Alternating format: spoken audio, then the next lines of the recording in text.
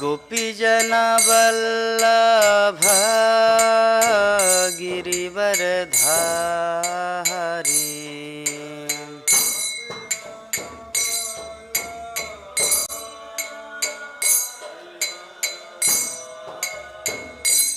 जय गोपीजना वल्लभ गिरिवरधारी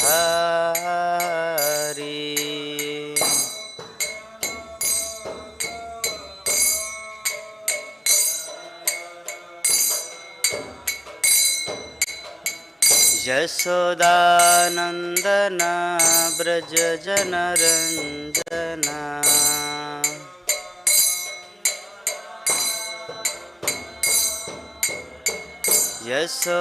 यशोदानंदन ब्रज जनरंजना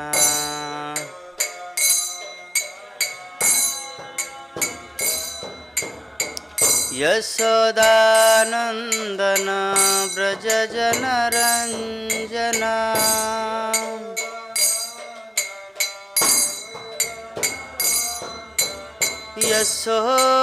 यशोदानंदन ब्रज जनरंजना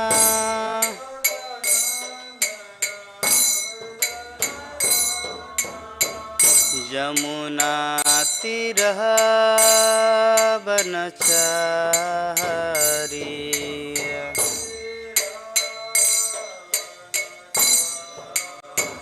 यमुना तीरः बनचारी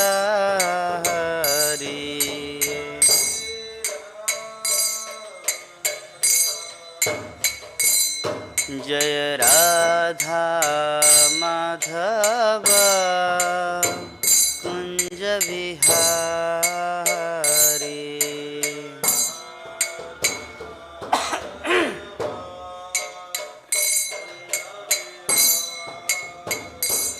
हरे कृष्णा कृष्णा कृष्णा हरे हरे हरे राम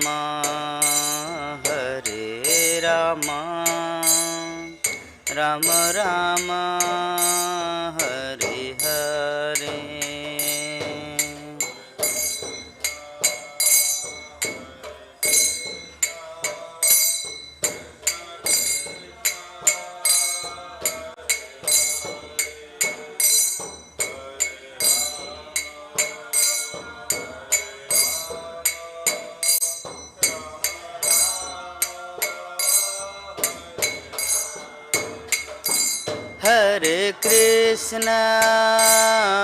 हरे कृष्णा कृष्णा कृष्णा हरे हरे हरे राम राम राम हरे हरे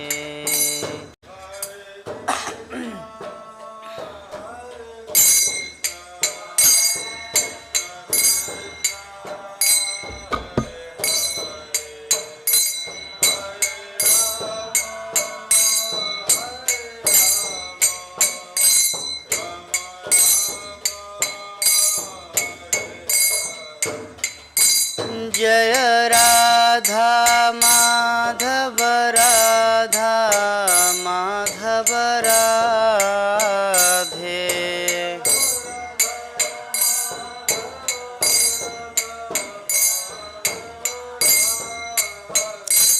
जय पंचतत्व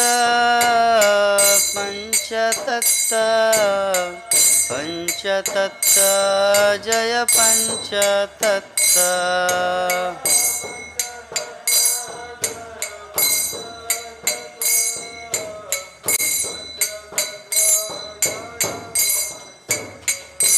जय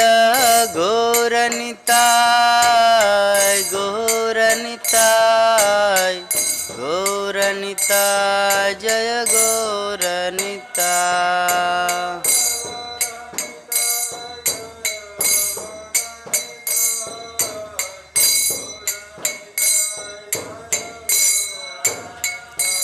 जय नृसिंहदेव नृसिंहदेव नृसिंहदेव जय नृसिंहदेव।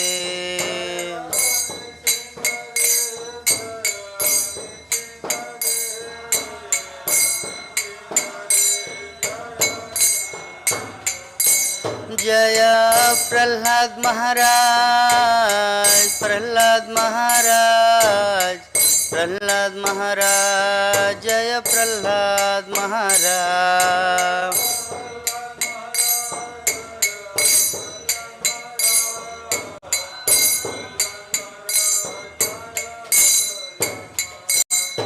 जय जय प्रभुपाद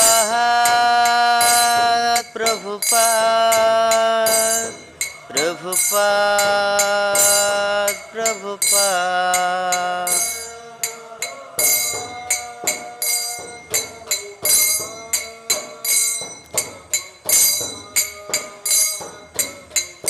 निताय गौर हरि बोल हरि बोल हरि बोल हरि बोल।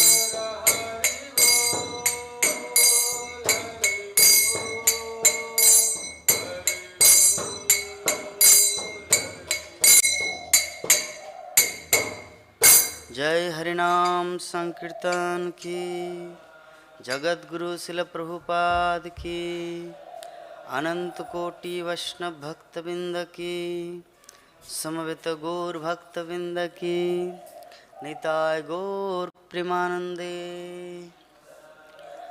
ओम अज्ञानतिमिरान्धस्य ज्ञानाञ्जनशलाकया चक्षुरुन्मीलितं येन तस्मै श्रीगुरुवे नमः।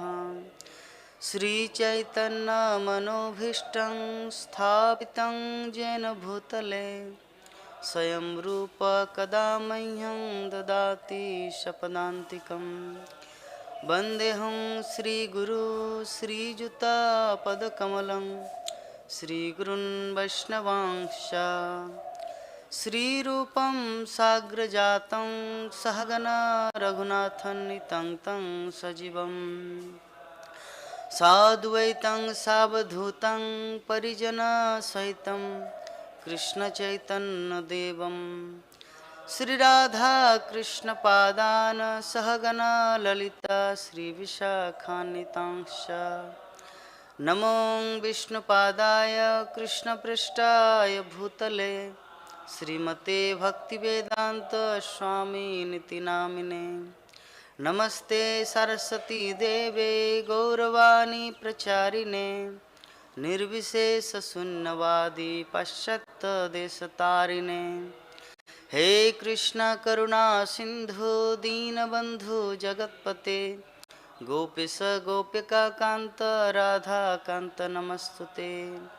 तप्त कांचन गौरांगी राधे वृंदावनेश्वरी वृषभानुसुते देवी प्रणमामि हरिप्रिये। वाञ्छाकल्पतरुभ्यश्च कृपा सिन्धुभ्येव च पतितानां पावनेभ्यो वैष्णवेभ्यो नमो नमः। जय श्री कृष्ण चैतन्य प्रभु नित्यानंद श्री अद्वैत गदाधर श्रीवासादि गौर भक्तबिंद। हरे कृष्णा कृष्णा कृष्णा हरे हरे हरे राम राम राम हरे हरे। ओम नमो भगवते वासुदेवाय ओम नमो भगवते वासुदेवाय ओम नमो भगवते वासुदेवाय। नारायणं नमस्कृत्य नरं चैव नरोत्तमं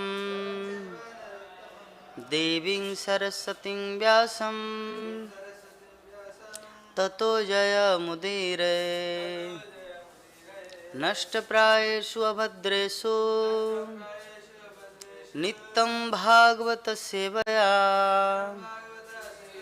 भगवती उत्तम श्लोके भक्तिर्भवति नष्टिके मुखं करति वाचालं पंगुलं यत्कृपातमः।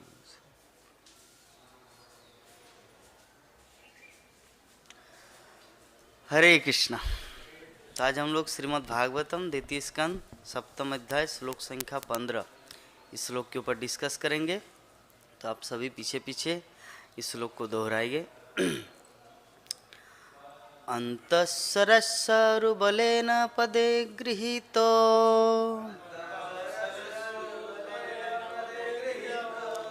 ग्राहेण जुथपतिरम्बुजहस्तार्त आहेदमादिपुरुषाखिललोकनाथ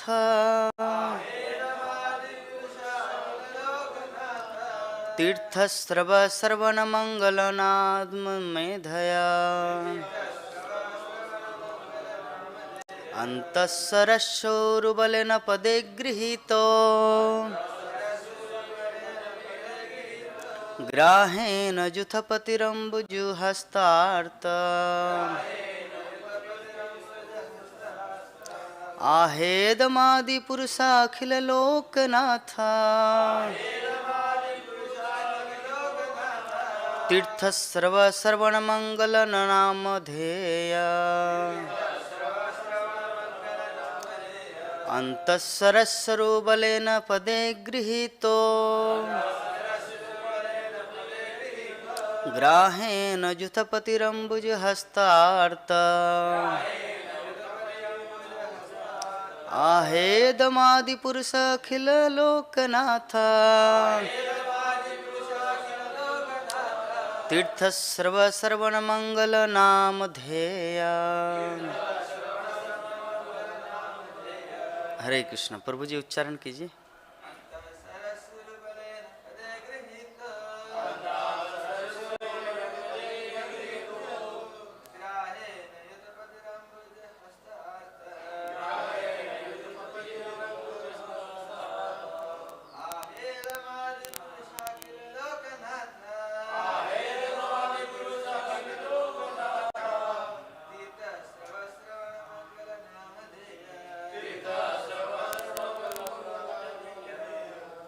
अनुवाद और तात्पर्य हिज डिवाइन ग्रेस ऐसी भक्तिवेदांत स्वामी जगतगुरु श्रील प्रभुपाद के द्वारा अत्यंत बलशाली मगर के द्वारा नदी के भीतर पांव पकड़ लिए जाने से हाथियों का नायक अत्यंत पीड़ित था। उसने अपनी सूंड में कमल का फूल लेकर भगवान को इस प्रकार संबोधित किया। हे आदि भोक्ता, ब्रह्मांड के स्वामी, हे उद्धारक, हे तीर्थ के समान विख्यात, आपके पवित्र नाम जो जपे जाने के योग्य है, उनके श्रवण मात्र से ही सभी लोग पवित्र हो जाते हैं। ये बहुत सुंदर अनुवाद है, आप लोग एक बार मेरे पीछे पीछे दोहराइए। अत्यंत बलशाली मगर के द्वारा नदी के भीतर पांव पकड़ लिए जाने से हाथियों का नायक अत्यंत पीड़ित था। उसने अपनी सूंड में कमल का फूल लेकर भगवान को इस प्रकार संबोधित किया। हे आदि भोक्ता, हे ब्रह्मांड के स्वामी, हे उद्धारक, हे तीर्थ के समान विख्यात, आपके पवित्र नाम जो जप जाने के योग्य है, उनके श्रवण मात्र से ही सभी लोग पवित्र हो जाते हैं। तो ये है गजेंद्र की स्तुति। तो हम लोग श्रीमद् भागवतम के अष्टम स्कंद में इसके बारे में और विस्तार से जानेंगे। तो ये जो हमारा अध्याय चल रहा है प्रसंग द्वितीय स्कंद का सप्तम अध्याय का नाम है विशिष्ट कार्यों के लिए निर्दिष्ट अवतार।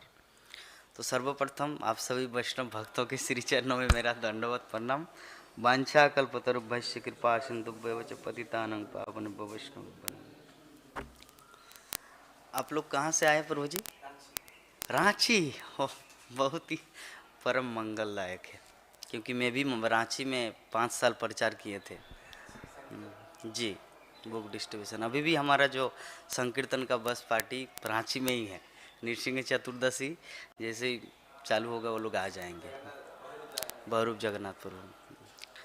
तो थोड़ा सा ब्रीफली हम लोग जानते हैं कि विशिष्ट कार्यों के लिए निर्दिष्ट अवतार, इसका अर्थ क्या है? इसका अर्थ होता है कि भगवान जो इस संसार में विभिन्न प्रकार की लीलाएं करते, उसका उद्देश्य क्या है? उनका उद्देश्य अलग अलग, जैसे यहाँ पे ब्रह्मा जी ने नारद मुनि को बताया, पहला अवतार कि हिरण्याक्ष, हिरण्याक्ष और हिरण्यकशिपु, हम लोग जानते हैं कि किस प्रकार हिरण्यकशिपु ने प्रहलाद को कष्ट दिया था और हिरण्याक्ष ने किस प्रकार धरती माता को अर्थात पृथ्वी को क्षीरोदकशाही अर्थात क्षीर सागर में डुबो दिए थे। तो भगवान बराहदेव के रूप में आए ब्रह्मा के नासिका से और प्रकट होकर पृथ्वी को उद्धार किया। तो भगवान ये सब लीलाएं क्यों करते हैं? वो चाहते तो अपनी इच्छा शक्ति से कुछ भी कर सकते हैं। ये सुअर का रूप धारण करना, गाय का रूप धारण करना, गजेंद्र, ये सब करने की ज़रूरत क्या है? इसका उद्देश्य एक ही है, ताकि हम सब प्राणी जो इस संसार में भगवान को भूल चुके हैं, उनकी कथा को सुन के श्रवण करके वो जो हमारी जो आदि चेतना है, आदि चेतना मतलब कृष्ण कॉन्शियसनेस, कृष्ण भावनामृत को आदि चेतना कहा जाता है। आत्मा होने के नाते हमारा जो रियल आइडेंटिटी है, जो वास्तविक स्वरूप है, वो है कृष्ण का सेवक बनना।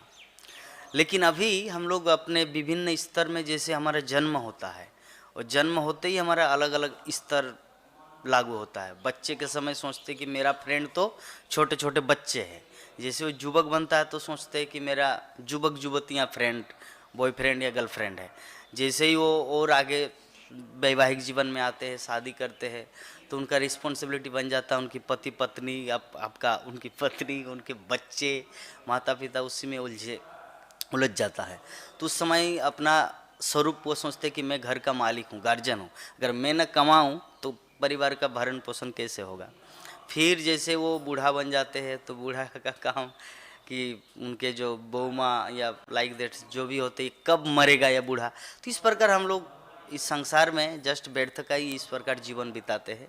तो जब तक कोई कृष्ण भक्ति में अपने आप को नहीं लगाता, तब तक अपना जो स्वरूप है, वास्तविक स्वरूप है, उसके बारे में वो नहीं जान सकते। इसीलिए ये भगवान इतनी सारी लीलाएं करते हैं, ताकि वो सब लीला श्रवण करके हमारे अंदर में भी ये प्रेरणा जागृत हो सकता कि क्या मेरे साथ भी भगवान का कोई रिश्ता है, या सिर्फ अर्जुन का कृष्ण के साथ है, या उद्धव का कृष्ण के साथ है, या राधा रानी का है, सुदामा सीदामा, या मेरे साथ भी कुछ रिलेशन है, प्रहलाद महाराज के साथ है। हाँ, तो जब हम लोग इस प्रकार शास्त्र ग्रंथों को, भगवान की विभिन्न लीलाओं को अध्ययन करते हैं, तो क्या होता है, हमारे हृदय में वो जागृत हो जाता है, वो आदि प्रेम, आदि जो हमारा कॉन्शियसनेस है, जो चेतना है, वो डेवलप होता है। इसीलिए भगवान इतनी सारी लीलाएं करते हैं। अन्यथा भगवान इच्छा मात्र से सब कुछ, हिरण्यक्ष को वध करने के लिए उनको सुअर रूप धारण करना पड़ेगा। अरे जस्ट इच्छा मया दक्षिण प्रकृति सूयते सचराचरम, जस्ट अपनी इच्छा से इतना बड़ा ब्रह्मांड उलट पलट होता है। उनकी इच्छा से सूर्य उदय होता है। सूर्य कितना बड़ा है, हिरण्यकशिपु या हिरण्याक्ष से तो बड़ा है ही सूर्य, उतना बड़ा ताप मानेगा। सूर्य उनके सामने अगर आ जाए तो वो तो ताप से ही मर जाएगा। तो अगर कृष्ण चाहे तो कुछ भी कर सकता है, लेकिन क्यों कर रहा है ये सब लीलाएं? ताकि अपने भक्तों को विभिन्न तरह से लीलाएं या आनंद प्रदान कर सके। वो भगवान ऐसा करते हैं, जैसे हम लोग टीवी वगैरह देखते हैं ना, टीवी सीरियल मूवी, उसमें क्या ना विभिन्न अलग अलग वेराइटीज होता है। वो गुंडा के पीछे दौड़ता है, ये करता है, वो लाइक दैट। तो इससे मतलब थोड़ा वेराइटीज आता है। अगर मान लीजिए एक मूवी डायरेक्टर अगर सिर्फ भागवत कथा चालू कर दे मूवी के अंदर, तो क्या वो मूवी को कोई देखने जाएंगे? जो भक्त होगा वही देखेंगे, लेकिन जो अभक्त है उस थिएटर में नहीं जाएगा। तो वहाँ पे वेराइटीज दिखता है, इसीलिए वो लोग टिकट काट के फिल्म देखने जाते हैं। तो भगवान इतनी सारी लीलाएं क्यों करते हैं, अलग अलग लीलाएं क्यों करते हैं? अगर एक ही लीला करेंगे, सिर्फ भागवत कथा परीक्षित महाराज को सुखदेव गोस्वामी सुना रहे, तब तो लोग आनंद नहीं लेंगे। भगवान अलग अलग राम की लीला करेंगे, ऋषभ देव की लीला करेंगे, कपिल देव की लीला करेंगे। तो इस प्रकार अलग अलग लीलाएं करते हैं। तो सर्वप्रथम प्रजापति पत्नी आकुति के गर्भ से सुजग उत्पन्न हुआ। उसके बाद कपिल रूप में देवहूति नंदन कपिल देव के रूप में भगवान आए, सांख्य योग का दर्शन सांख्य योग जो है, सांख्य दर्शन जो फिलोसॉफी है, सांख्य दर्शन का अर्थ क्या होता है? एनालिटिकल स्टडी, विश्लेषणात्मक मार्ग। इस जगत का सृष्टि कैसे हुआ, जीवात्मा कैसे आए, हाँ, भगवान के साथ हमारा रिश्ता क्या है, ये सब सांख्य दर्शन के माध्यम से पता चलता है। तो देवहूति माता जो है शांभु मनु की पुत्री अर्थात कर्दम मुनि की पत्नी अर्थात कपिल देव की माता, तो उनको उन्होंने क्या किया? सांख्य योग का निर्देश किया। सांख्य योग का मतलब है भक्ति योग का विज्ञान उनको सुनाया, जिसके माध्यम से वो इसी जीवन में भगवत धाम को प्राप्त हुए। तो भगवत धाम जाने के लिए श्रवण बहुत ही इम्पोर्टेंट है, कि जब तक हम लोग किसी तत्व को जानेंगे नहीं अच्छी तरह, तब तक भगवत धाम नहीं जा सकते। जैसे मान लीजिए आपको अमेरिका जाना है, तो अमेरिका जाने के लिए क्या पैसा ही सफिशेंट है? वहाँ का वातावरण कैसा है, आपको जैकेट लेके जाना होगा, वहाँ पे पहले वीज़ा पासपोर्ट एवरीथिंग रेडी, वो कितना दिन रहेंगे, वहाँ पे आपको रूम बुकिंग करना होगा, सब कुछ अरेंजमेंट करने के बाद ही आप अमेरिका जा सकते हैं। ऐसे ही नहीं कि चलिए पैसा है, करोड़पति है, तो ट्रेन में नहीं, एयरप्लेन में बैठ गए और पहुँच गए अमेरिका, ऐसा संभव नहीं है, उसके लिए अरेंजमेंट करना पड़ता है। उसी तरह ऐसा नहीं कि सिर्फ हम लोग माला जपे और भगवत धाम पहुँच गए, सिर्फ माला ही सफिशिएंट नहीं, उसके लिए तत्व ज्ञान जरूरी है कि भगवान रहते कहाँ पर है, वो करते क्या है, भक्तों के साथ लीला विलास कैसे करते हैं, हम कैसे वहाँ पे जाके, जैसे ये शरीर को त्यागेंगे तो वहाँ पे जाके कैसे उनकी सेवा में लगेंगे, ये सब कुछ मतलब चीज़ पहले ज्ञात होना चाहिए। और शास्त्रों का कहना ये भी है कि जब हम लोग इस जीवन में शुद्ध भक्ति करते हैं, तो भगवान जहाँ पे ऑलरेडी कहीं पर अपनी लौकिक लीलाएँ कर रहे हैं, अर्थात भू वृंदावन में, ऐसे में तो गोलोक वृंदावन जो है ना, आध्यात्मिक जगत में भगवान अपनी लीलाएं सब समय कर रहे हैं, लेकिन कोई जीवात्मा जब तक अच्छी तरह प्रैक्टिस नहीं करेंगे तो आदि लीला में वो, जैसे कोई मतलब नाटक होता है, ड्रामा, तो पहले रिहर्सल जो है ना बहुत बार करना पड़ता है, उसके बाद वो जाके मेन स्टेज में कर पाता है। तो उसी प्रकार भगवान का जो रियल लीला है वो तो गोलोक वृंदावन में चलता है। तो अभी व्यक्ति को डायरेक्ट अगर वहाँ पे खड़ा कर दिया तो माइक पकड़ नहीं सकता है ना, वो कुछ बोल नहीं सकता, वो कुछ एक्टिंग कर नहीं सकता, इसीलिए उनको पहले यहाँ पे किसी रूम के अंदर ही रिहर्सल करना पड़ता है। ठीक है, तो जैसे ही व्यक्ति शुद्ध भक्ति करता है, तो शुद्ध भक्ति करते करते वो आपका आ जाते हैं भगवान जहाँ पे अपनी लीलाएं कर रहे हैं। जैसे किसी जगह में राम की लीला कर रहे हैं, किसी पृथ्वी लोक में हो सकता है कृष्ण लीला कर रहे हैं, तो मंगल ग्रह में चैतन्य महाप्रभु की लीला चल रही है। ठीक है, तो बुध ग्रह में वामन देव की लीला चल रही है। तो इस प्रकार भगवान अपनी अपनी अलग अलग लीलाएं करते रहते हैं। तो जब कोई भगवत धाम जाना चाहते हैं तो उसको तो पहले शुद्ध भक्ति करना पड़ेगा, इस संसार में संकीर्तन करना पड़ेगा। संकीर्तन मतलब प्रचार प्रसार। जब तक वो पूर्ण रूप से प्रचार प्रसार नहीं करता तब तक महाप्रभु के रियल संकीर्तन आंदोलन में वो भाग नहीं ले सकता।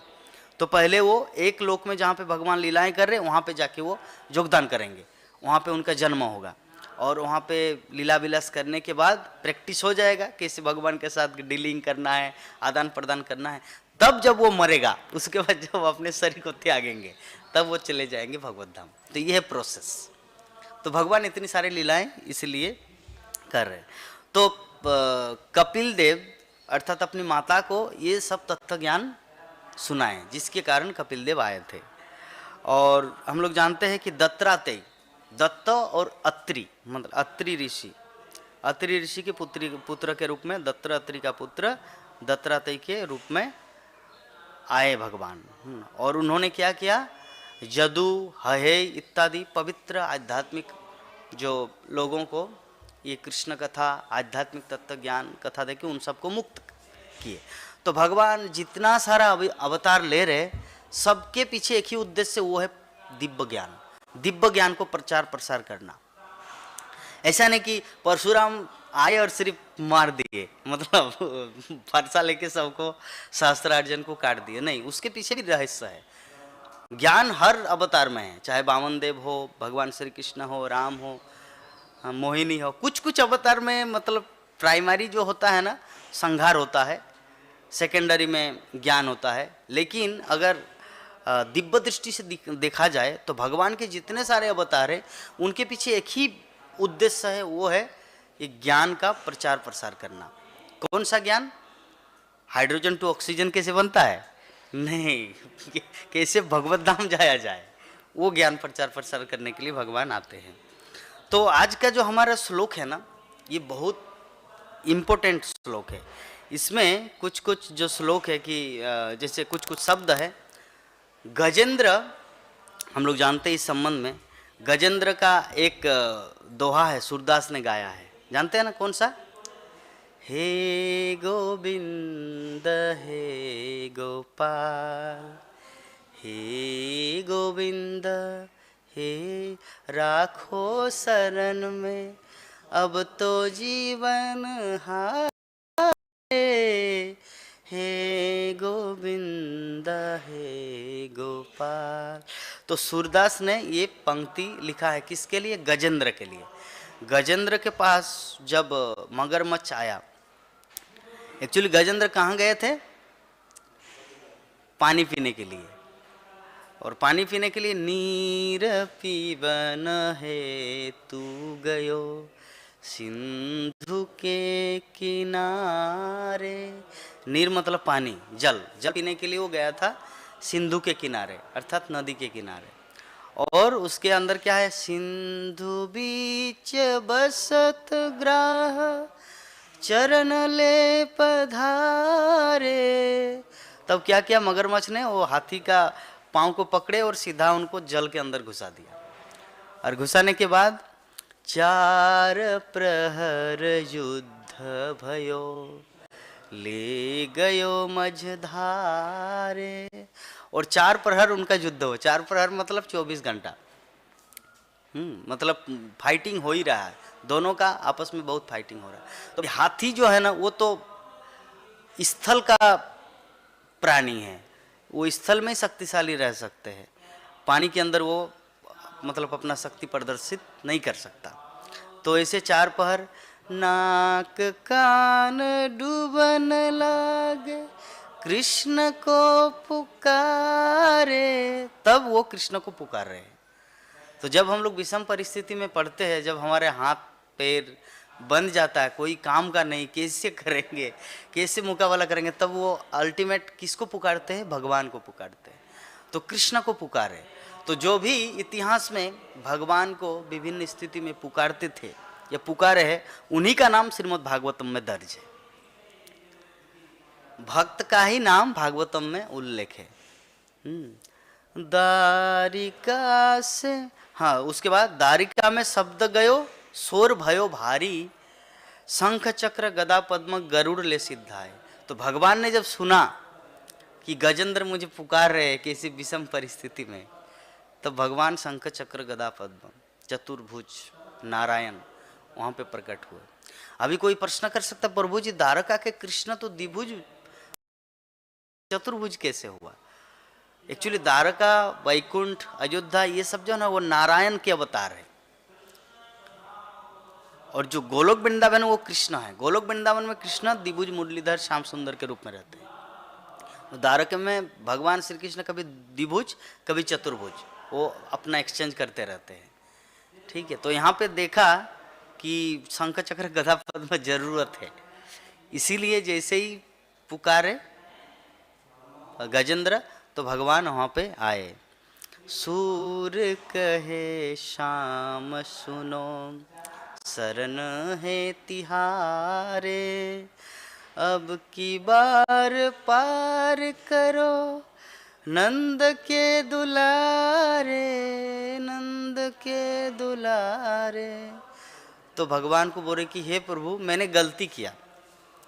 गजेंद्र बोले कि मैंने गलती किया, तो अब आप पार कीजिए मुझे, इस भव संसार से भी पार कीजिए और इस विषम परिस्थिति से भी मुझे उद्धार कीजिए। एक्चुअली गजेंद्र का दोष क्या था बताइए? तो उनका दोष ये था कि पानी पी के अगर सीधा चले आते तो कोई प्रॉब्लम नहीं होता।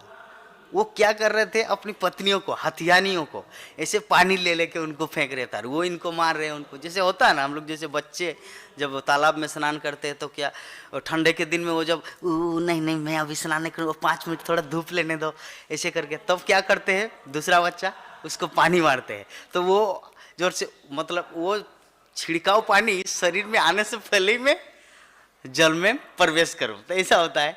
तो हाथी और हाथियाँ नहीं, गजेंद्र और उनकी जब पत्नी, फैमिली, बच्चे जितने सारे हैं ना, ऐसे उनको पानी मार रहे हैं, ये इनको पानी मार रहे थे। ऐसे करते करते जो मगरमच्छ था उस सरोवर में, वो तो क्रोधित हो गया कि मुझे शांति से, मैं यहाँ पे सो रहा हूँ और ये डिस्टर्ब करने आए, अरे पानी पी के चले जाओ।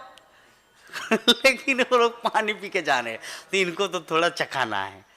तो इसीलिए एक्चुअली उद्देश्य यही है कि वो जो मगरमच्छ जो है ना, वो पिछले जीवन में एक हाँ, कि कौन था, हुहू राजा। तो हुहू राजा का काम क्या था, एक ऋषि थे, रोज स्नान करने जाते थे। तो स्नान करके जाते तो उनका एक मतलब नेचर क्या था कि पानी के अंदर चुपके चुपके जाके उनके पैर को पकड़ता था, और पैर को पकड़ते तो जैसे मुनि जैसे ध्यान करते तो देखा कि कोई मेरे पैर को जैसे छूने जाते तब तक वो भाग जाता था। तो रोज ऐसा करते थे। तो उनको एक दिन गुस्सा आया कि तुम तो मगरमच्छ की तरह काम कर रहे हो, तो है ना, मनुष्य हो गए, तो चलो तुमको श्राप देते कि अगले जीवन में तुम मगरमच्छ बन जाओ। तो अभी यद्यपि एक भक्त के साथ उनका रिलेशन था, वो जो ऋषि वो तो भगवान का ध्यान कर रहे थे और उन्होंने श्राप दिया। तो जो भगवान के भक्त होते हैं ना, वो जब श्राप देते हैं ना, वो श्राप नहीं रहता, वो वरदान के रूप में भगवान को प्राप्त किया जा सकता है। चाहे आप मुचुकुंद का कहानी सुनिए या अहिल्या उद्धार, पाषाण उद्धार का कहानी सुनिए, जितने सारे इतिहास हम लोग श्रवण करेंगे ना, जो भी भक्त श्राप देते हैं वो डायरेक्ट भगवान को प्राप्त करते हैं, है ना, हम लोग इतिहास में ये जानते हैं। तो हुहू राजा को बोले कि तुम तो मनुष्य होकर मगरमच्छ का काम कर रहे हो, चलो तुमको श्राप देते कि अगले जीवन में तुम मगरमच्छ बन जाओ। तो अभी ये जो गजेंद्र था, ये पिछले जीवन में महान भक्त थे भगवान के। हाँ, तो वो भी मतलब कुछ अपराध करने के कारण ये हाथी का शरीर प्राप्त हुआ। तो हाथी का शरीर प्राप्त हुआ। तो अभी एक साथ में भगवान को एक तीर में दो शिकार करना है, मतलब दोनों को उद्धार करना है। एक तो वो मगरमच्छ बना है, तो उनको भी उद्धार कैसे किया जाए। भगवान तो डायरेक्ट बिना कारण तो आ नहीं सकता। भगवान यद्यपि है अहेतुक मतलब बिना कारण के ही दूसरों को, भक्तों की रक्षा करना, भक्तों को आनंद देना, आई नो, हम लोग जानते हैं। लेकिन फिर भी बिना कारण की अगर करने लग गए तो संसार में हर प्राणी उद्धार हो जाएंगे।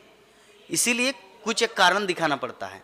तो इसीलिए उन्होंने क्या किया, एक महान भक्त का चरण कमल को पकड़े थे। कौन से महान भक्त?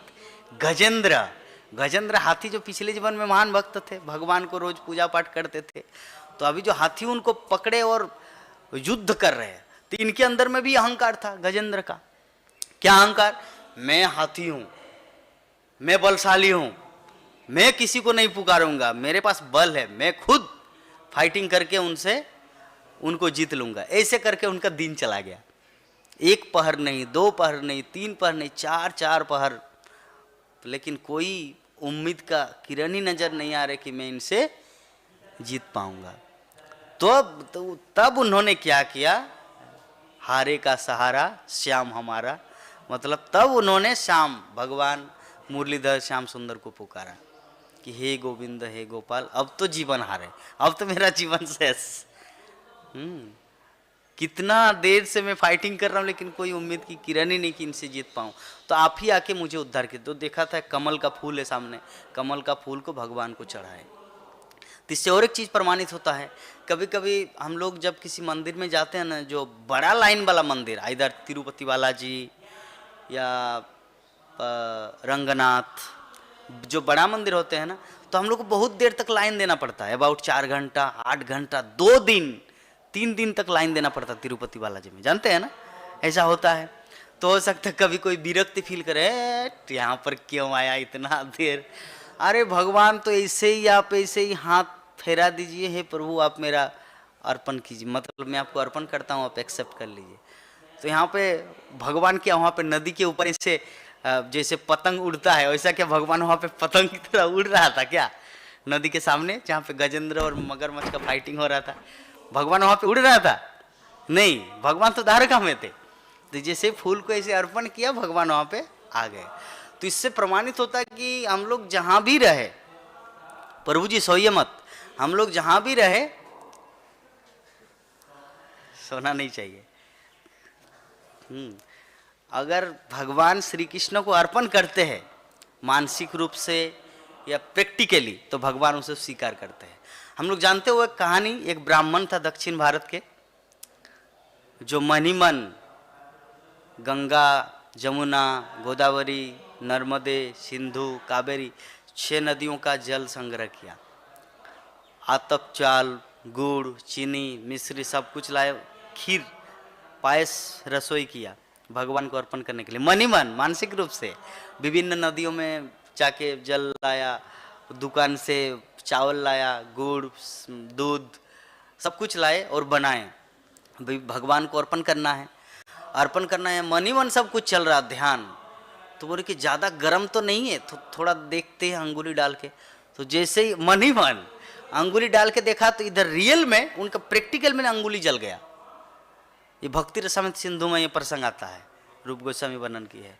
तो इससे प्रमाणित होता है कि भगवान का जो सेवा है, चाहे मानसिक रूप से हो या प्रैक्टिकली, मतलब इस स्थूल शरीर के द्वारा या सूक्ष्म शरीर के द्वारा, भगवान परम सत्य है, इसीलिए वो स्वीकार कर लेते हैं हमारा कोई भी चीज दिया गया।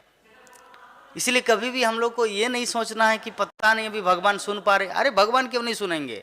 तुम्हारा खुद का विश्वास नहीं है, तुम्हारा खुद का फॉल्ट है।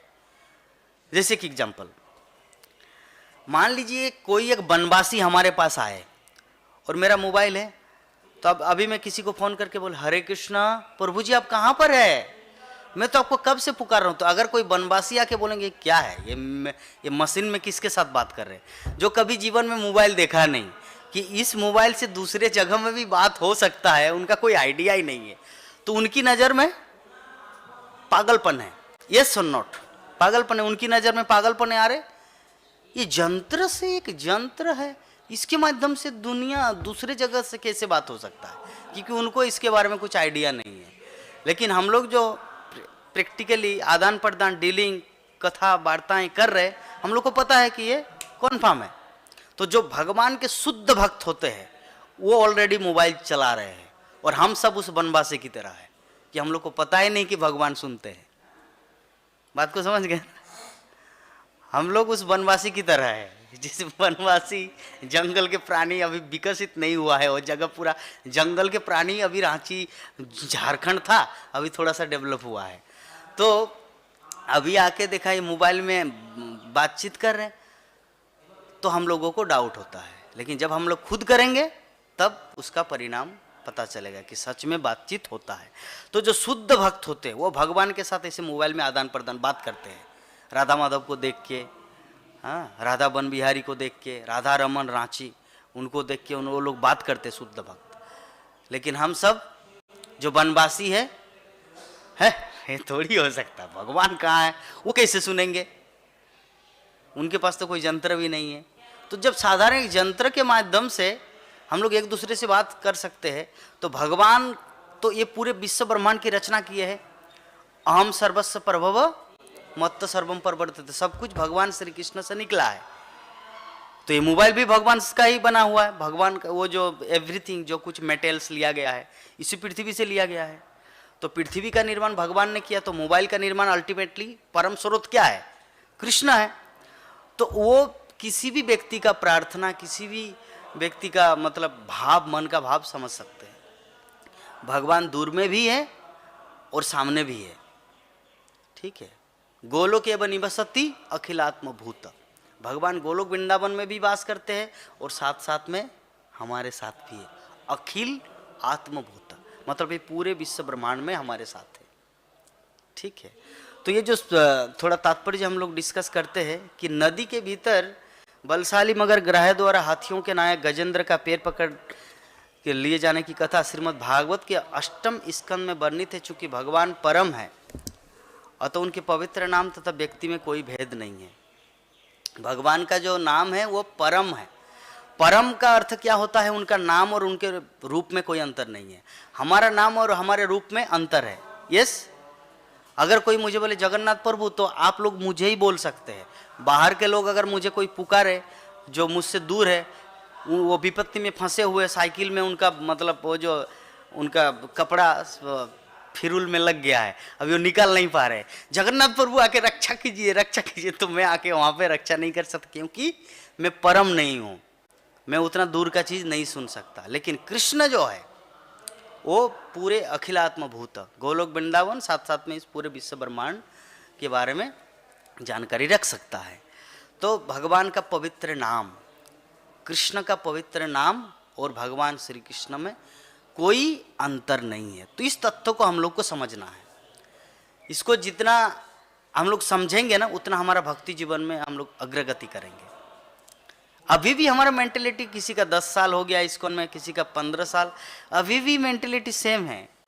भाई हरि नाम, ये हरि नाम की माला जो है ये भगवान है, मैं तो विश्वास नहीं कर सकता। अभी भी कंफ्यूजन है भक्तों का। क्यों कंफ्यूजन है? ये हमारे पिछले जीवन का पाप कर्म करने के कारण अभी पूरी तरह से वो मिटा नहीं। अगर पूरी तरह से मिट जाते तो इनके प्रति पूर्ण श्रद्धा होता।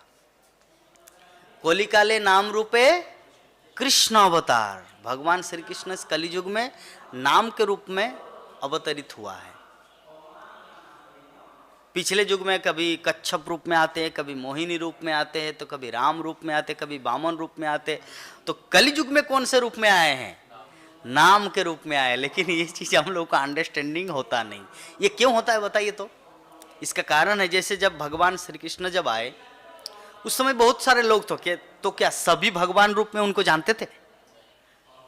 फ्यू पीपल, कुछ ही लोग जानते थे। जब द्रौपदी का वस्त्रण हो रही थी तो भगवान श्री कृष्ण आके कपड़ा दिया, तो क्या सभी देख पा रहे थे कि कृष्ण कपड़ा दे रहा है? कुछ कुछ लोग देख पा रहे थे, विदुर, भीष्मदेव, युधिष्ठिर, पांचों पांडव। बाकी सब तो कुछ दिखाई नहीं दे, क्योंकि दिव्य ज्ञान नहीं है उन लोगों के पास। तो उसी प्रकार जब दिव्य ज्ञान जब तक नहीं मिलता तब तक इस कोरे कागज से या इस वैदिक आंखों से ये भगवान है इसके बारे में हम लोग को पता नहीं चाहिए। इसके लिए दिव्य ज्ञान जरूरत होता है। और दिव्य ज्ञान क्या है? दिव्य ज्ञान होता है शास्त्र ग्रंथों, ये भागवतम भगवत गीता की वाणी को आत्मसात करना, इसको कहा जाता है दिव्य ज्ञान। तो इसीलिए हम लोग जितना अध्ययन करेंगे, जितना स्टडी करेंगे, जितना श्रवण करेंगे, उतना कृष्ण का साक्षात्कार होगा, उतना हम लोग भगवान का दर्शन कर पाएंगे, भगवत दर्शन कर पाएंगे। हाँ, तो दिव्य ज्ञान वेरी इंपॉर्टेंट। इसीलिए ये शास्त्र कथा, भगवत गीता में एक श्लोक है ना, जनानाम पुण्य कर्म नाम जैसांग अंतगतं पापम, हाँ ते दंदम, हाँ जैसांग अंतगतं पापम जनानां पुण्य कर्म नाम ते दंदमो निर्मुक्ता भजन्ते मांग दृढ़ व्रता। कि जिस व्यक्ति का पाप राशि पिछले जीवन का और इस जीवन का पूर्ण रूप से उच्छेदन हो चुका है और पुण्य कर्मों में लगे हुए हैं, वही व्यक्ति ते दंदमो निर्मुक्ता भजन्ते मांग दृढ़ व्रता, वही व्यक्ति भगवान की भजना या भगवान के भजन साधन में लग सकते हैं। पापी व्यक्ति भगवान की आराधना नहीं कर सकते। हाँ, बहुत सारे लोगों के मन में, प्रभु जी हम देखते हैं कि लोग भक्त नहीं है लेकिन फिर भी वो बहुत बड़े चढ़े हैं, मतलब धन संपत्ति, 5, 10, 20 तला बिल्डिंग, बड़े बड़े 4-5 बोलेरो, अच्छा अच्छा गाड़ी है, और हम तो साइकिल में चलते हैं। हम तो भक्ति करते, माला जप करते, फिर भी हमारा नहीं होता। वो तो कुछ भी नहीं करता, फिर भी है। इसका मतलब क्या है? इसका मतलब ये कि पिछले जीवन में तो वो पुण्य कर्म किया था जिसका फल भोग रहे हैं, लेकिन इस जीवन में जो भक्ति नहीं कर रहा है ना, अगले जीवन में भिखारी बनेगा। श्रील प्रभुपाद को किसी रिपोर्टर ने अमेरिका में पूछा, ये जो अमेरिका इतना सुंदर कंट्री है, ये लोग कब तक ऐसे रहेंगे? श्रील प्रभुपाद बोले कि अगर कृष्ण भक्ति नहीं करेंगे तो कुछ दिन के बाद भिखारी बनेंगे। और कुछ दिन के मतलब 50 साल नहीं, कुछ दिन के मतलब वो लोग भिखारी बनेंगे ही अगर कृष्ण भक्ति न किया जाए। इस संसार में कितने बड़े बड़े साम्राज्य आए, हम लोग देखे हैं ना। रावण का साम्राज्य आया था, हिरण्यकशिपु का साम्राज्य आया था, मुगलों का साम्राज्य आया था, ब्रिटिशों का साम्राज्य आया था, लेकिन टिका नहीं। क्यों? कृष्ण भक्ति नहीं की है। इसलिए अगर कृष्ण को, लक्ष्मी को तो हथिया लिया, लक्ष्मी को तो अपना लिया, लेकिन नारायण जो मूल जो चाबी है, जैसे मान लीजिए पंखा घूम रहा है, अब पंखा को पकड़ लिए है, जब तक पकड़ेंगे तब तक वो नहीं चलेगा, उसको छोड़ देंगे तो चलना चालू हो जाएगा। तो लक्ष्मी लाई के चंचला, लक्ष्मी को जब तक आप पकड़ के रखेंगे तब तक आपके घर में टिकेगा, साम्राज्य में, चाहे ब्रिटिश साम्राज्य हो या मुगल साम्राज्य हो। जैसे ही छोड़ देंगे वो चंचला मतलब भाग जाएंगे। लेकिन अगर मूल रूप से अगर स्विच को अगर आप बंद कर दिए होते तो पंखा आपको पकड़ने का भी जरूरत नहीं होता, वो वही पर स्थिर रहते, घूमता नहीं। तो वो जो स्विच है ना, वो है नारायण, भगवान की भक्ति, कृष्ण भक्ति। तो कृष्ण भक्ति अगर हम लोग नहीं करेंगे, किसी भी चीज के लिए स्थायी फल नहीं देगा। जो अभी जिसको आप धनवान देख रहे हैं ना, कुछ दिन के अंदर वो भिखारी बनेगा। पिछले जीवन का कुछ पुण्य कर्म की है जिसके कारण भोगेंगे।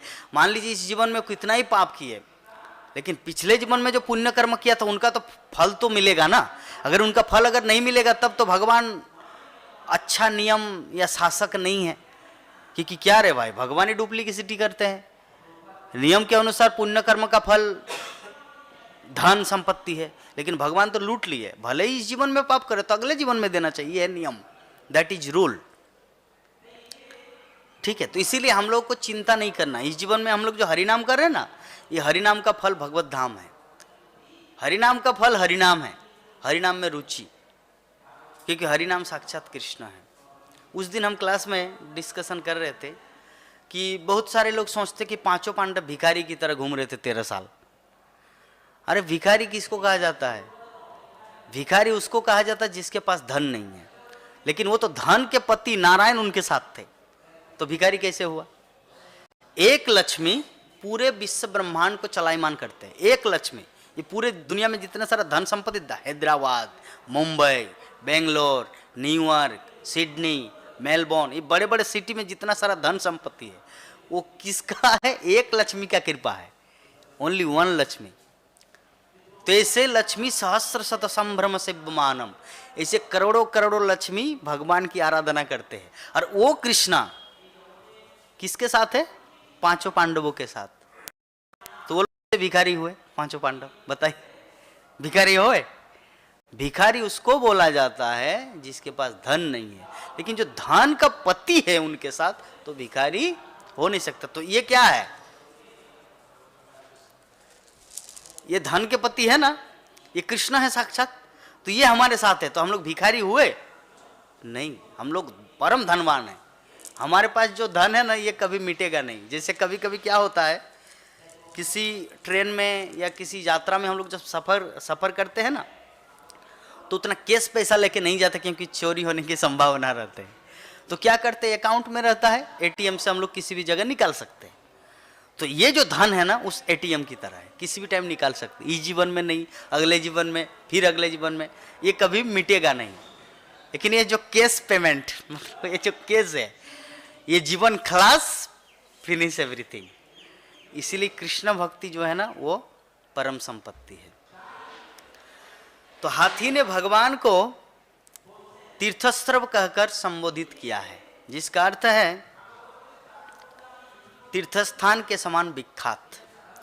तो लोग तीर्थस्थान में अपने अज्ञात पापों के फलों से निवृत्त होने के लिए जाते हैं, प्रभुपाद बोल रहे हैं। किंतु मनुष्य केवल भगवान के पवित्र नाम लेने से ही अपने समस्त पाप कर्मों से निवृत्त हो सकता है। ठीक है, अतः भगवान तीर्थस्थान के समान ही उत्तम है। मनुष्य तीर्थस्थान में जाने पर पाप मुक्त हो सकता है, किंतु भगवान का पवित्र नाम लेकर वो घर बैठे या अन्यत्र रहते हुए भी पापों से छुटकारा पा सकते हैं। तो किन की वाणी है? श्रील प्रभुपाद की। हाँ, तो श्रील प्रभुपाद परमहंस, उनके एक एक वाणी, एक एक वर्ड्स भगवान श्री चैतन्य महाप्रभु ने पूरा किया। यस और नॉट? चैतन्य चरितामृत में क्या वर्णन था? पृथ्वी ते आछे जो तो नगरादि ग्राम, सर्वत्र प्रचार होइबे मोर नाम। ये किसके द्वारा सिद्ध हुआ? श्रील प्रभुपाद के द्वारा। तो श्रील प्रभुपाद ने जो जो बोला था सब कुछ हुआ। क्रिश्चियन, मुस्लिम, रशियन, ग्रीक, जर्मनी, सारे दुनिया के लोग अभी मायापुर आ रहे हैं और महाप्रभु का नाम ले रहे हैं, गौरांग गौरांग करके। क्यों? आचार्यों का कृपा है, श्रील प्रभुपाद का वाणी। तो वही श्रील प्रभुपाद यहाँ पे तात्पर्य में क्या लिख रहे हैं कि भगवान का एक नाम है तीर्थ।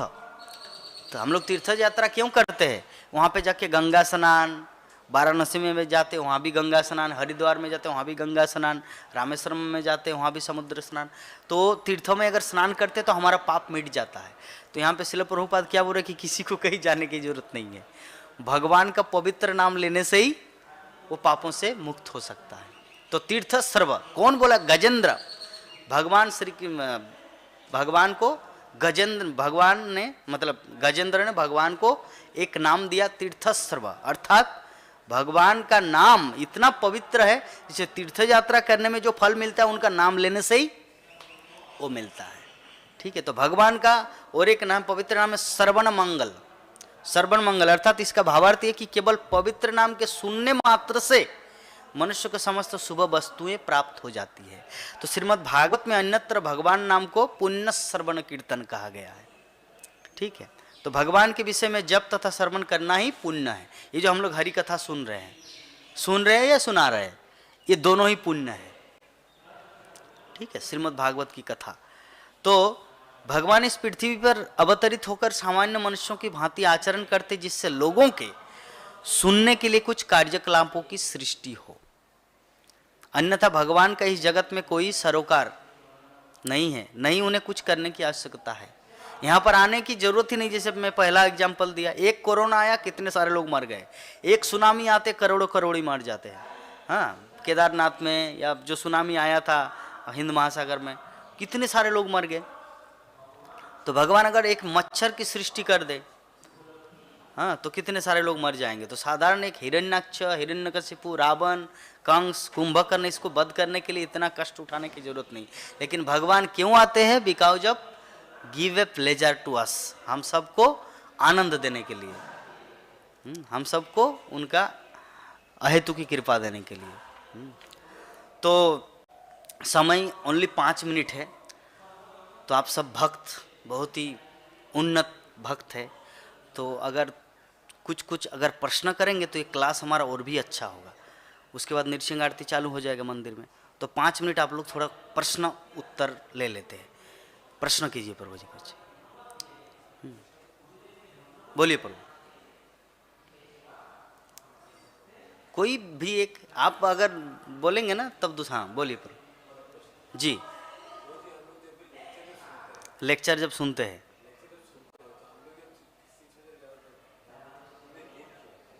लेक्चर जब सुनते हैं तो क्यों उतना नींद आता है? वही जो बोला, पिछले जीवन में पाप राशि, पिछले जीवन का पाप राशि होने के कारण निद्रा देवी हम लोग को पकड़ते हैं। ऐसे में तो एक रामायण में जो कहावत है, हम लोग रामायण में जो कथा है हम लोग जानते हैं, कुंभकर्ण का जब भगवान रामचंद्र ने वध किया तब निद्रा देवी जो उतना दिन घेरा करके रखे थे, जैसे कहीं पर मधुमक्खी बैठा रहता है, हाँ, उतना मतलब 2 साल 3 साल से, और वहाँ पे कोई जाके मधु को उतारने के लिए पत्थर मारते हैं और मधु सब भाग जाते हैं। अभी वो लोग कहाँ जाएंगे? मधु जो मक्खी है, मक्खी लोग कहाँ जाएंगे? इधर उधर भटकते हैं। जब तक वहाँ थे तब तक आराम से मधु खा रहे थे, लेकिन वो तो आश्रय खत्म हो गया। तो आश्रय जो है ना, तो निद्रा का आश्रय था कुंभकर्ण। आराम से बहुत देर तक 24 घंटा 6 महीना सोते थे, कोई कुछ बोलने वाला नहीं है।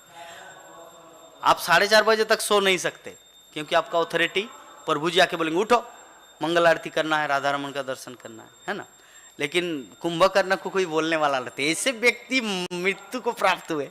तो निद्रा देवी को तो थोड़ा पश्चाताप होगा, हाय रे इतना दिन तक मैं सुखी था, अभी ये लॉटरी जो हाथ में लगा था वो भी चला गया, है ना। तो भगवान रामचंद्र को पूछे कि कुछ तो उपाय कीजिए। तब भगवान बोले कि ठीक है, जब मेरी कथा का डिस्कशन होगा, मतलब भागवत कथा, मेरी लीला कथा, उस समय आप वहाँ पे प्रवेश कर जाना और उनको पूरा सुलाना है। तो ये इसके कारण होता है। तो अभी आपको चूज करना है कि आप क्या वो जो भागवत कथा में भगवान को पाना चाहते हैं या निद्रा देवी का आश्रय बनना चाहते हैं। दोनों ऑप्शन है। आपको भगवान रामचंद्र की कथा सुनना है, अर्थात भागवत कथा सुनना है, निद्रा देवी का आश्रय नहीं लेना है। तो हमारा जो पाप राशि होता है उसके कारण निद्रा अटैक करता है, और अगर पुण्य राशि होगा तो निद्रा अटैक नहीं करेगा। ये सब कुछ डिपेंड करता है हमारे पुण्य के ऊपर। तो अभी पुण्य कैसे उदय होगा? भागवत कथा सुनने से पुण्य होगा, ठीक है। इसीलिए उसके लिए उतना चिंता नहीं करना, धीरे धीरे सबका पहले पहले ऐसा होता है, लेकिन ये हैबिट नहीं रहने देना है। ये हैबिट अगर ऐसा रह गया ना, तो आप जब बूढ़ा बन जाएंगे, 35-40 साल भी इस्कॉन में देंगे, फिर भी आपका वो हैबिट रह जाएगा। मैं देखता हूँ अभी भी बहुत सारे भक्तों को जो 40-45 साल दे दिया इस्कॉन में, महाप्रभु के धाम में, लेकिन फिर भी अभी जप करते समय सोता है। क्यों? क्योंकि हैबिट वैसा बना लिया। जैसे प्रभु जी आपको उठा रहे थे, अगर उससे आप गुस्सा करके तो उधर चले गए, आपको सामने रहना चाहिए, आप तो गुस्सा करके चले गए उधर, ताकि वो आपको टच ना कर पाए। तो इसे जो जिन्होंने ऐसा हैबिट किया है वो अभी भूग रहे हैं 45 साल इस्कॉन में देने के बावजूद, हरे कृष्ण कृष्ण कृष्ण हरे राम ऐसे करता है अभी भी। क्यों? क्योंकि वो पहले अच्छी तरह ट्रेनिंग नहीं लिया, इसलिए ट्रेनिंग अच्छा लेना है। मैं जब एनडीपी में आया 2014 में, इस्कॉन ज्वाइन किया ब्रह्मचारी आश्रम, तो उस समय मेरे पास और एक बंधु था जिनका नाम है आचार्य निमाई, आकर्षण निमाई, पहले नाम था अनिमेश। तो वो ऐसे जब करते करते ऐसे मतलब गिर जाता था। एक्चुअली प्रभु बोलते हैं कि आप उठ जाइए, खड़े हो जाइए, क्योंकि आप बैठ बैठ के जप मत कीजिए। तो खड़े खड़े जप करते करते भी ऐसे करते थे वो। अब मैं उसके कारण में वो पल आने से पहले ही मैं उनको स्पर्श करता ताकि उनको रहे कि हाँ कोई मेरे पीछे लगा हुआ है। वो क्या करता है, मुझसे दूर भागता था, मैं क्यों उसके पीछे लगूं? तो आप जो उनसे दूर भाग रहे हैं, तो अभी उनका सेम गति है अभी भी। 2014 से लेकर 2023 10 साल होने वाला है, अभी भी वैसे ही जप करता है, लाल कपड़ा सब कुछ एवरीथिंग हो गया, बट स्टिल ये जो हैबिट होता है ना, habit is the second nature, इसे बदला नहीं जा सकता। इसीलिए जब कोई आपको हेल्प कर रहा है ना, उसके प्रति कृतज्ञ होइए, उनसे क्रोध मत कीजिए। अरे तुम मेरा डिस्टर्ब कर रहे हो, नींद को कितना सुंदर आ रहे, जोग निद्रा में हम चले जा रहे हैं। नहीं, वो आपको हेल्प कर रहा है, उनका कोई उसमें लाभ नहीं है, बल्कि उनका डिस्टर्ब है, क्योंकि भागवत कथा तल्लीनता से सुन नहीं पा रहे आपके कारण। बात को समझ गए? कोई आपको हेल्प कर रहा है तो उस हेल्प लीजिए। बोलिए।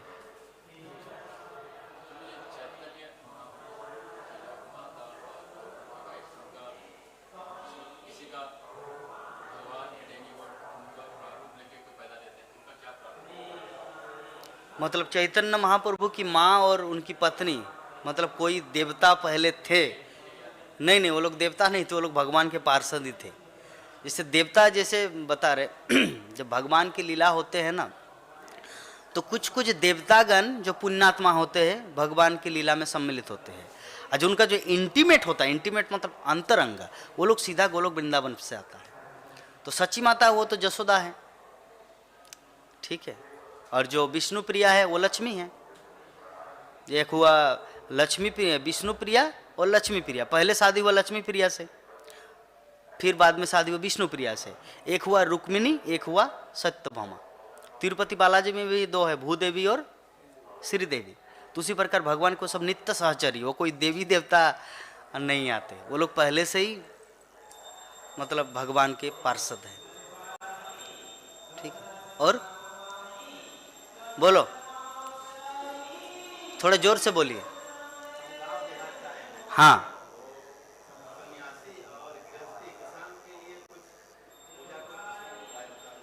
सन्यासी कौन है? ये सब सन्यासी नहीं है, ब्रह्मचारी है। हाँ, सन्यासी भी कहा जा सकता है। सन्यासी सिर्फ स्टेज ही नहीं है। सन्यासी जो होता है ना, जो पूर्ण रूप से तन मन धन, काय मन और वाक्य, काय मतलब शरीर, मन मतलब मन, और वाक्य मतलब वाणी, ये तीनों के द्वारा जो भगवान की सेवा में लगा रहता है, उसको कहा जाता है सन्यासी। और अभी आप जो बोले कि मैं गृहस्थ हूँ, तो गृहस्थ तो मैं भी हूँ, ठीक है। गृहस्थ, चाहे गृहस्थ हो, ब्रह्मचारी हो, सन्यासी हो, जो भी हो, अगर वो 100% कृष्ण सेवा में लगा हुआ है तो उसको सन्यासी कहा जाता है। सन्यासी मतलब कोई एक आश्रम है, लेकिन मूल रूप से सन्यासी का वास्तविक अर्थ होता है 100% पूर्णतया कृष्ण सेवा में लगना, ठीक है जी। प्रार्थना अपने अपने लेवल के अनुसार करना चाहिए। जैसे हाँ, तो उनसे वो बोल सकते कि नहीं नहीं नहीं, उस अगर किसी का भौतिक इच्छाएं होती है तो भगवान से प्रार्थना करना चाहिए कि हे प्रभु, आप मुझे हर महीना 30-40 हज़ार रुपये दीजिए, ताकि मैं माता पिता का भी सेवा कर सकूं, अपना भी जीवन चल सके और आपकी भक्तिमय सेवा में लग सके, मंदिर में भी कुछ हर महीना 500 या 1000 रुपये डोनेशन कर सकूं। तो भगवान से बोल सकते हो डायरेक्ट, कोई हिचकिचाना नहीं, क्योंकि भगवान, कुछ भी बोलो भगवान से बोलो, तभी तो डीलिंग उनके साथ हमारा आदान प्रदान रहेगा ना, ठीक है। और कुछ प्रश्न?